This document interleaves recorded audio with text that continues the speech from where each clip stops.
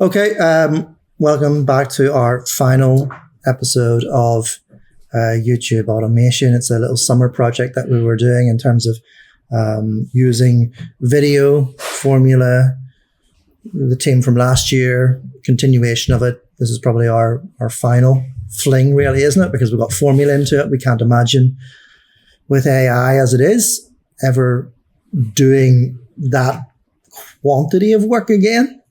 I think it will be an analysis of it maybe next year. Is it on the right lines? Is it something that we need to sort of do a fix on or something like that? But by and large, we're not going to be adding in the same quantities or amounts of data that we have had to do in the past couple of summers. So we're going to look at the objectives that we had at the start of this summer. It seems so, well, it was the middle of July, whenever there was an opportunity for us to come together. So the middle of July, it's now middle of August. We had a 5-week period of time, a couple of days each day. And we're just going to look at the objectives that we had, that we set out for ourselves those 5 long weeks ago when we were younger. And see, did we achieve all of our objectives? How did we think it went?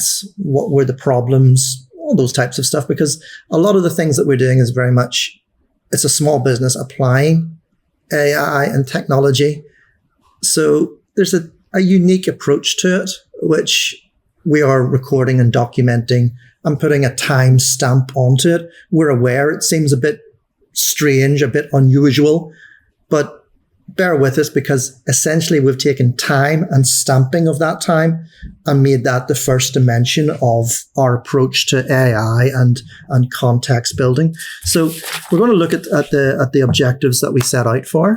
Can you remember any of the objectives? Was one like to become, the first one was to reduce the number of videos. Correct. Well done. From 60 to 15. Very good. Second objective that we had was creating a journey line podcast that tracked our progress from July to now, really. Okay. And it's included, and in our analysis, it just includes quantitative and quantitative. Very good. And the third one, analyze engagement metrics and trends, developing a formula to understand audience retention. And the fourth one was ensure excitement about continuing the project, and we can see our future steps. And I think that's a condensed version of basically saying, would you going to watch a video of yourself in it? Yeah. Or was I going to be more comfortable watching myself into it? Were we as a couple comfortable with our feeling that we were getting better at the coordination and the communication of our message? Would that be a good summary of what our objective was? Yeah. Yeah. I think so. Okay. So with that in mind, those were our objectives. Let's take a look at the biggest barriers and obstacles that we experienced over the last 4 weeks. I'll start with you, Poppy. What did you find? The barriers. I think for me, kind of like what we spoke about, in like the engagement and how we struggled to be engaging, about like our energy, that whenever we were using the MCP and the AI to create the scripts, sometimes there was like long periods of time, not long periods of time, but like chunks of time whenever we were like editing and trying to finalize the scripts. But like, I felt, I'm not sure if you would agree, but like I felt myself like fall out of the zone of like camera poppy into like how are we going to get this to work? We kind of got into like a rut. There was also whenever the other projects like here kind of got in the way, and then we stepped away from it for like a week where we didn't really film, and kind of trying to remind ourselves where we were like 2 weeks later from we'd last filmed, to get back in that, like, what's our plan of action? We've got this, like, we've only got 2 weeks left. How are we gonna utilize this, you know, to the best of our ability. I think what you're describing there is consistency, regularity, and continuous application of methodology into what you're doing. Yeah. And these are some of the challenges for small businesses, is that there is a scientific approach to doing this, to building this context, and often interferences of business, availability of people, pressures outside of the business itself make it difficult to actually do that. It's much easier when you're a one-man band as opposed to running a small business. So that's a good obstacle, yeah.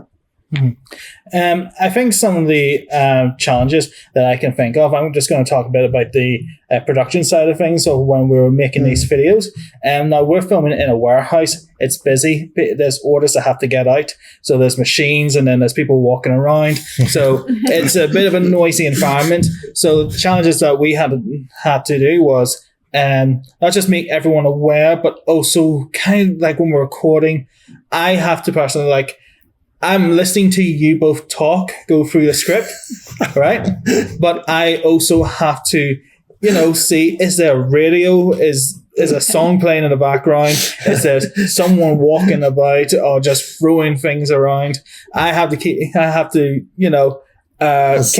on that. Turn the machine on. Yes. Is there a delivery driver screaming? Is there a guy in bikers outside just driving around? I have to change it all. Yeah, we have a pregnant member of staff that's going out the door all the time, don't we? Yeah. That was another thing as well, keeping people aware. So we had even when we were filming, we had a door in the back that we had to sadly trying to create some sort of just alternative path for them where they need to go.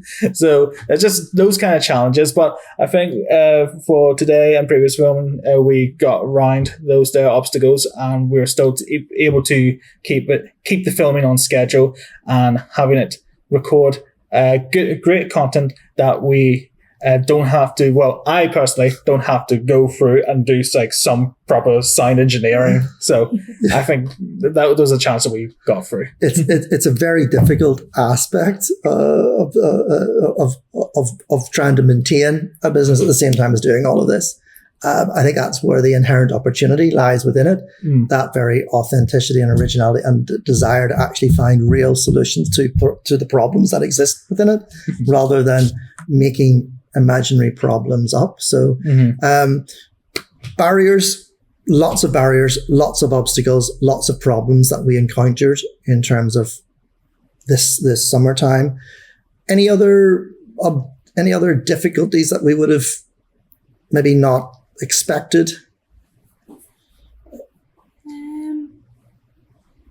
I'm thinking along the lines of fun. We kind of had set out, and we decided Neil and Poppy have to be more fun. Yeah. We originally had way back 5 weeks ago said we're going to do a fun version of each video and a more corporate professional version. And just from the offset, we were how do we become fun? We tried adopting characters. We had the script. We had so many different, we even talked about trampolines, adopting different personas, using different names. But I just came down to us. No, we're boring, but it was a challenge. Yeah. I don't think we exactly overcame it, but I think we got closer to fun. Yeah.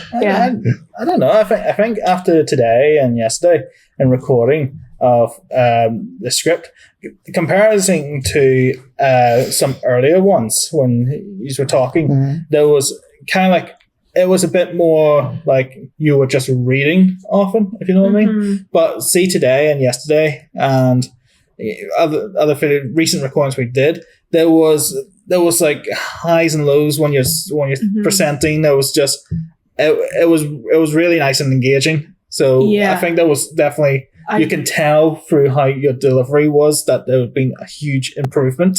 Yeah, I'd say definitely for like me, I would like say engaging would be the keyword. Like we definitely got more engaging from, you know, if we finished filming like half an hour ago, and if we compare that to last year, I think it is incomparable, like to how boring it was last year. But I think, you know, if we had more time going down that fun, how do we become fun? I think that would be something that we could work on. Where do you draw the line in terms of sending a message? Or are you in the entertainment industry? Or are you in the educational ability? Or in your future development aspect of it? So I suppose it's difficult to put yourself. You've got to choose one. Yeah, it's kind of like what kind of tone are you wanting for the audience, the viewer, to watch it. Are you wanting to make it as you said, like kind of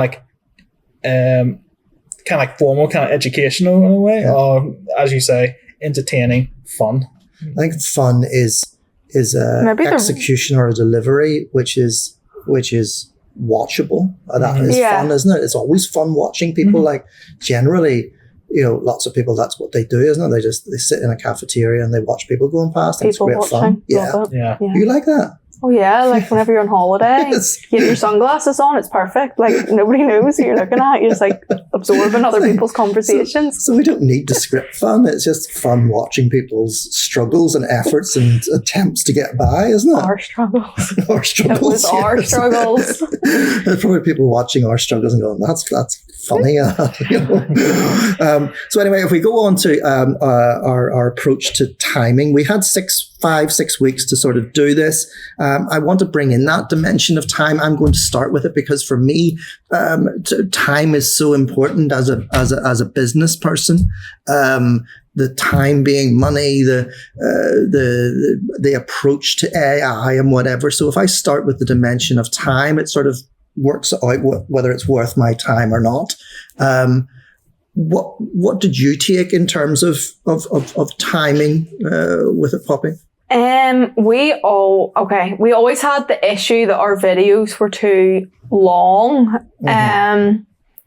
But I think taking it from a different angle, I think this year time for you and I meant like something different because I couldn't dedicate as much time as last year. And obviously, you know, this is my last day and I'm going back, you know, to teaching next week. So I think last summer we had more disposable time and I was able to dedicate, you know, if we said we haven't got it done today, can you come in tomorrow? It wasn't an issue. But this year we just didn't have that. And I think it caused us maybe to deviate from our original plan. And we did have to be more, you know, flexible and adaptive with what we wanted to achieve and how many videos and which videos we wanted to prioritize with the time that we had, because it was really only about 8 or 9 days of filming, and then we did lose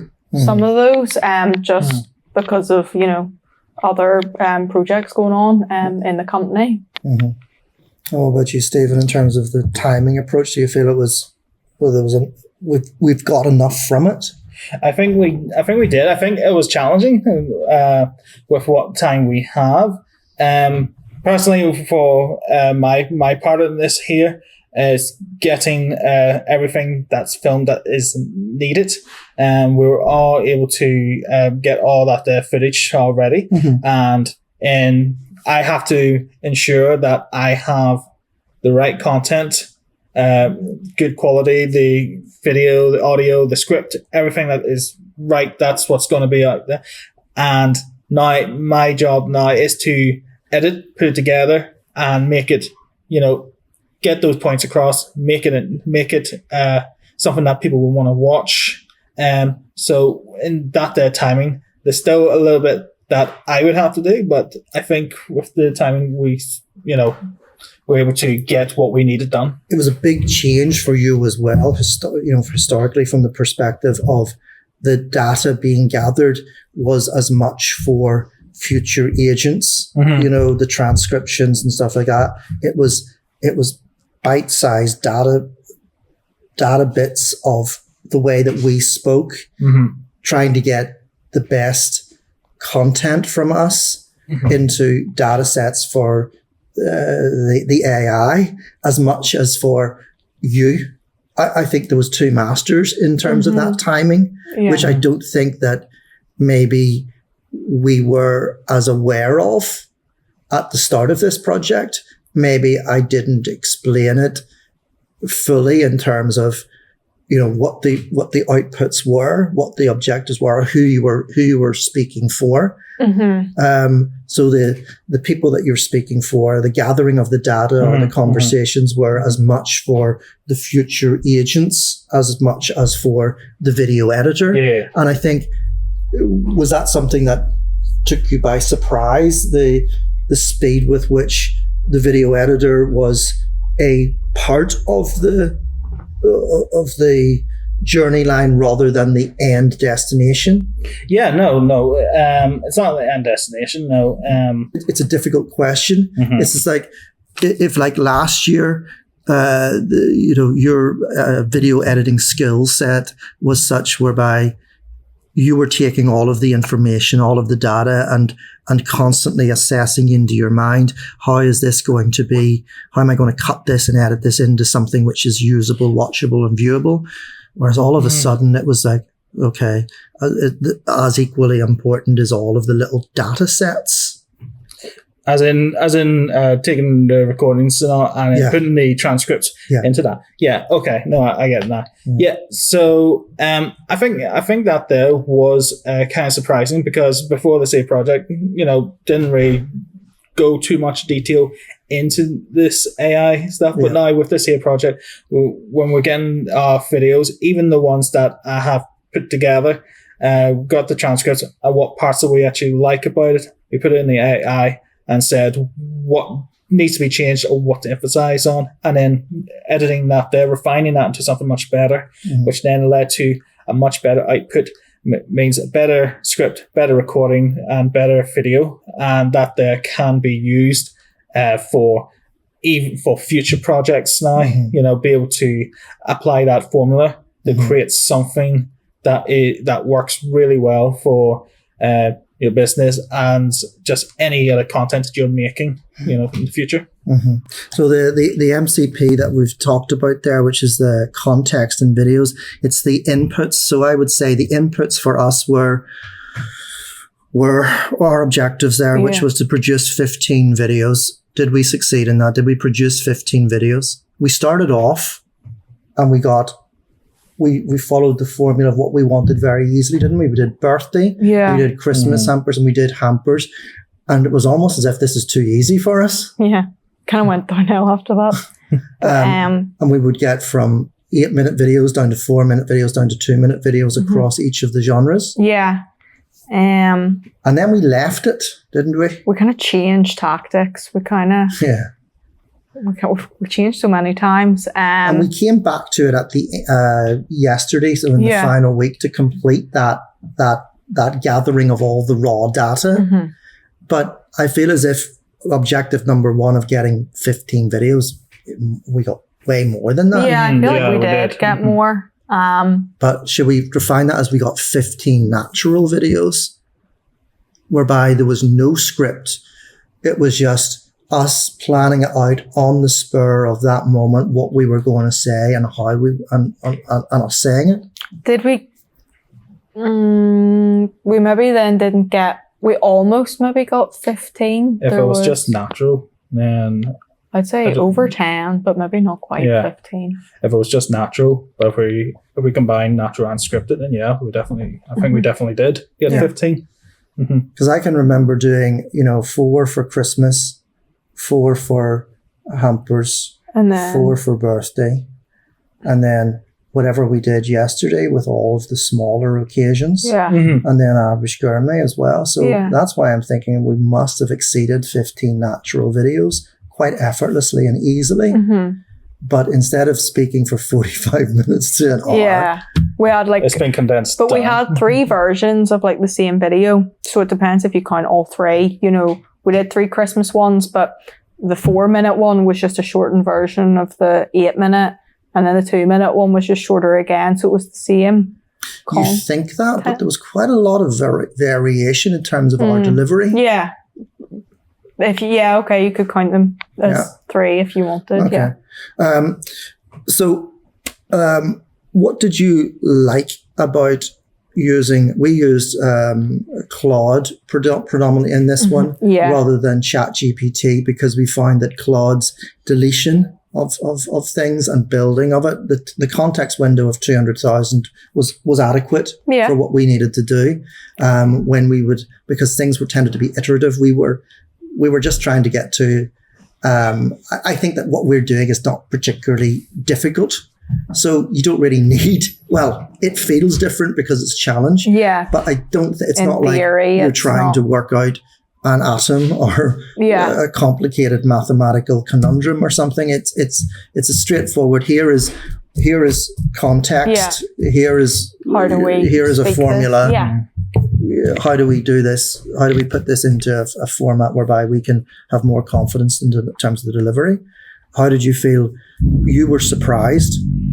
Yeah, you said I was quite cynical at the start, and I was like, I don't know how much this. I didn't, like I've outlined in other videos, I didn't have a lot of experience using, AI or any with Claude at all. And I was, surprised by if you knew how to command it, if you knew how to talk to it, how useful it became to us, like as a tool, even like just for like storing everything and like, bring this back to me. I want this now. Like, can you add this or, store that? But I think, again, that kind of barrier of, of time, that if we had more time and we could feed it more assets of us and, give it more of, it would be able to help us more. It's definitely a two-way relationship.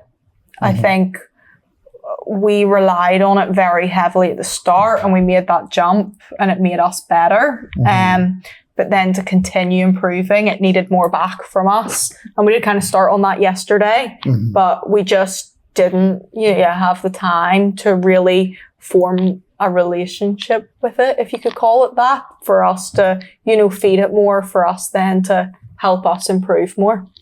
I must admit, whenever I explained to it what I wanted it to help us to do, and I placed context within it, and it gives you back a whole lot of, I need you to do this, and this. Had demands.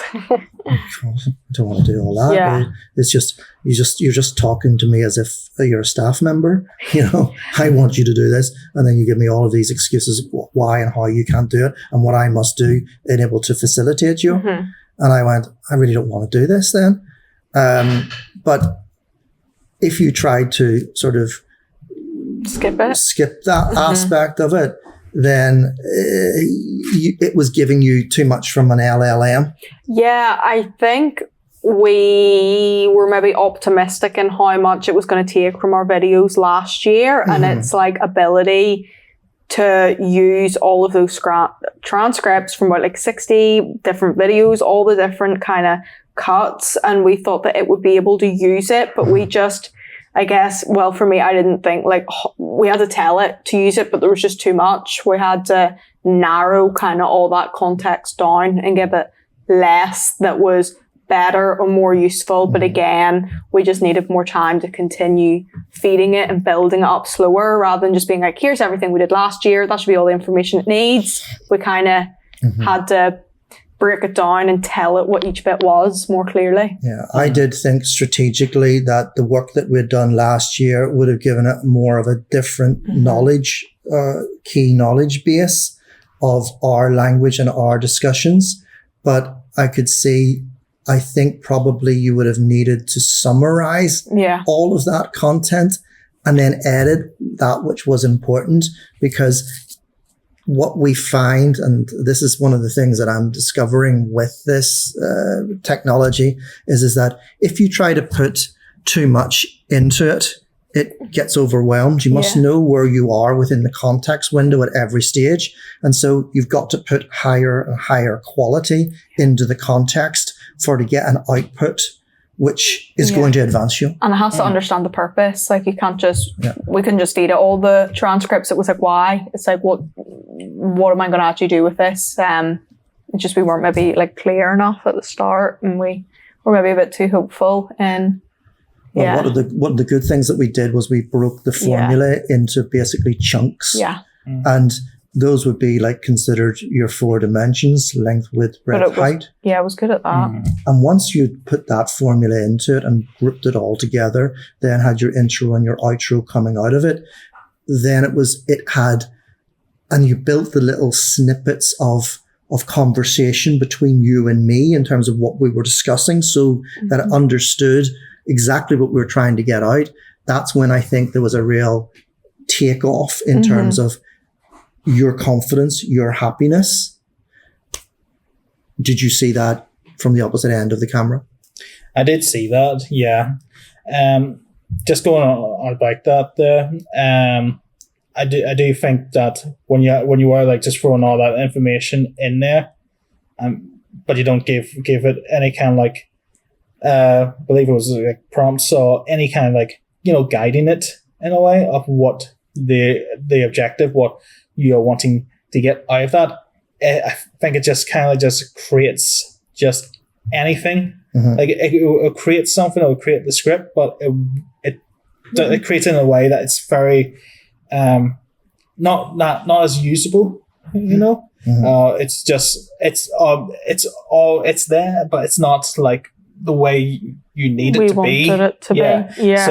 So that there, like Ryan, like giving it, the transcript of how you both have spoken, and also the kind of tone that you're wanting it, and a lot of like content is like, for example, like today, like the script, you just had like nice little stories of some of the products in the background of the creators or the owners of those business. Like putting that there kind of like information in there really helped generate something that was a much nicer story. Purposeful with that. Yeah.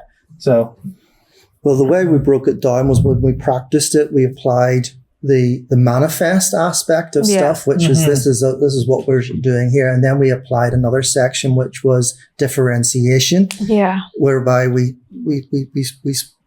preached what was unusual about this, what was different about this. Then we did another section which was an application, which in some of them was like, who would it go to, who would receive this, and others it was slightly what's the USP different. And all of this, what are you trying to say here, get it down to those points of summary.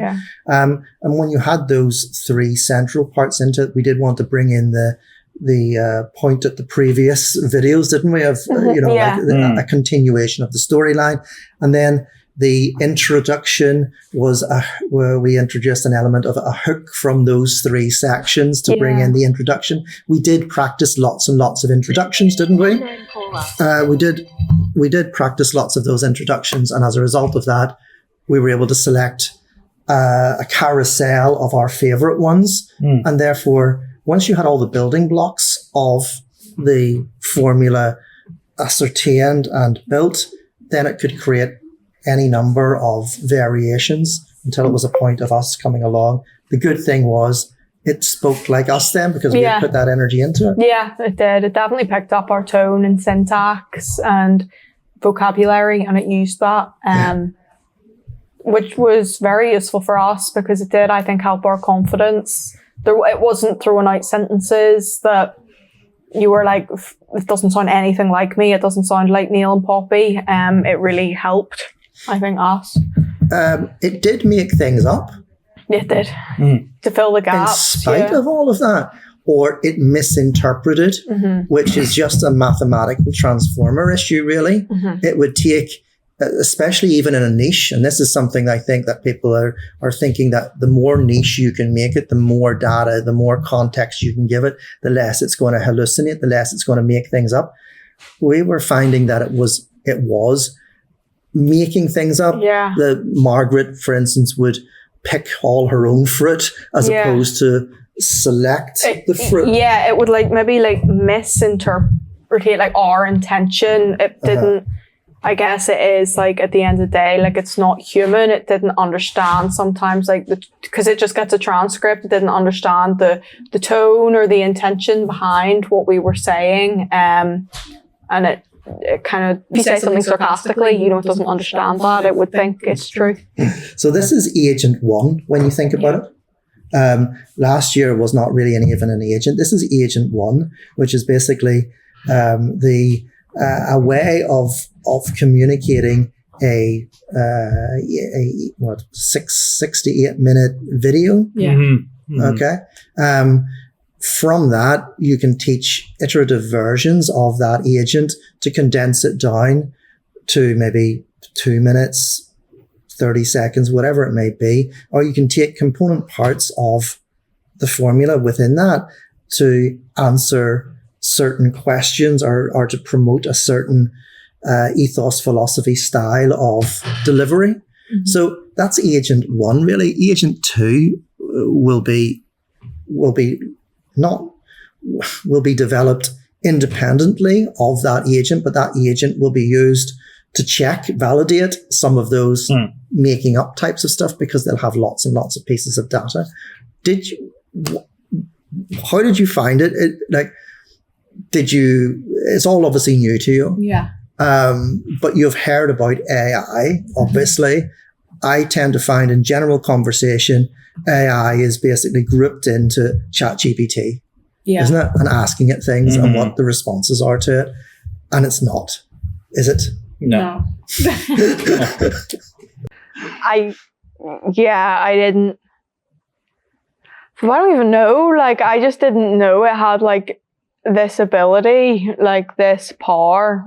Yet I knew it obviously had so much potential, but I didn't think that like, well, I know obviously you have like way more experience and like access than I do, but I just didn't think that you could like go in and just like do so much with it. I don't even know how to articulate like what I'm trying to say, but like just its power, I think, came as a shock to me. Its ability and its sheer like knowledge of, I don't know, to understand like humans and not just simple like replicate this or, another version of this, which is what I've been using it, but to actually create. And yeah, it was like a logical assistant to you, which would actually make you better. And it's kind of like just not. It's not like a template as well when you're actually writing down like what you're wanting it for, to help you out. It's kind of like nearly kind of like every output of it is unique in its own way. I think it's like. It doesn't just like, if you ask it just to reword something, it just doesn't, just change one or two words, but it's essentially the same. No, it changes like nearly a good portion of it. Keeps like keeps the purpose of what you're wanting there, but rewrites it, restyles it. And I think that there is very, very good with this software. Yeah. And the only other thing I think of with like AI is like, AI has been like around, but not to this degree. It's like a lot of like AI, like in filmmaking, like photography, up-resing photos and all, you're using AI, things like that. It's not in this kind of like caliber where it's just like you can actually create like even like now, like the objectives or just the steps, everything there. So it's quite improvement. It's like an assistant. Like the more you train it, the more it'll give back to you. So like the more time you're willing to spend with it and like give it your knowledge, it'll like help you in return. It'll like follow you about and be like, have you thought of this? Or I can do this for you. It kind of, and you can see even in terms of like teaching young Nick with it as well, it's that client host aspect of stuff, each window coming through of opening it up. And every window you've got to have a general background knowledge with. You've got to be able to use your own discretion and capabilities to load it with the resources that it's going to require. And you can't just pump everything into it. It's not going to be able to make sense of that. You have to select the parts which are going to facilitate and improve you. And remember, this is a context window of 200,000 tokens, which is essentially only 60,000 words. It's basically a triangulated thesis, essentially, in terms of coming out with it. So if it's the quality of the data that goes into it makes all of the difference. Yeah, I think a lot of people, well, I know I did have this preconception that it just like, if you ask it a question, it's just going to scan the internet and regurgitate that to you. But I didn't realize it could like infer and had like intuition of its own, almost like it's getting there, like definitely, maybe not quite yet, but like you can see it progressing in that direction. I believe also if you're actually doing like information, you can actually get it to recite its sources as well. So you know that the information it is providing, not just regurgitating, but it is taking in the information from like, say, Wikipedia or any other websites that is informal of that subject that you're wanting to go find out more information or talk about. It did on a couple of times. The way that I feed in the command prompts to it is I build and build and build up layers of its knowledge and get it to repeat back that it understands what it is doing within that. Sometimes it does go off. It's one of the things I'm noticing, and why I'm not putting very much attention into it. You might think I am. I'm actually not. I think that the command windows are just too small now to be able to like do it. I'm more focused on summarizing the data, condensing it, articulating it through mathematical theorem or equations or stuff like that, so that it can come together intuitively and intelligently to reach outputs. But the command prompts at basically 200,000, even with ChatGPT at 1 million, it's not enough, because you just add 3 or 4 blog posts, even in terms of context. You've got to break it, keep breaking it down, like what we did there with the manifesting the products and whatever. That's as economical as you can get with forming data sets. And as a result of that, then it gives you more possible outcomes, more possible outputs to play around with within the context window.